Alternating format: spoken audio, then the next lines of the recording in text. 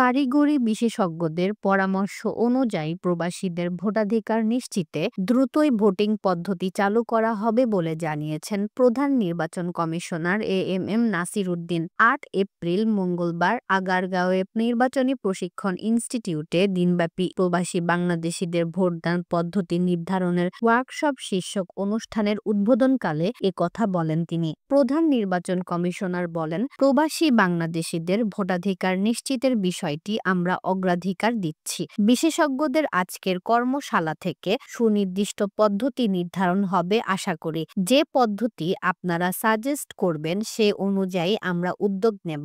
এরপরই পদ্ধতি নিয়ে একটা আর্কিটেকচার দাঁড় করানো হবে। তিনি বলেন, সামাজিক ও রাজনৈতিক বাস্তবতা, ভোটারদের শিক্ষাগত যোগ্যতা ও প্রবাসীদের বাস্তবতা বিবেচনায় আমাদের সিদ্ধান্ত নিতে হবে। প্রবাসীদের ভোট দেওয়ার বিষয়ে যে পদ্ধতিতেই আমরা আগাই না কেন, প্রথমে পাইলটিং এবং পরে স্বল্প পরিসরে করতে হবে, এরপর বড় পরিসরে যেতে হবে। অন্তর্বর্তী সরকারের মতো নির্বাচন কমিশনও আগামী নির্বাচনে প্রবাসী বাংলাদেশিদের ভোট দেওয়ার ব্যবস্থা করতে প্রতিশ্রুতিবদ্ধ বলে জানান সিইসি।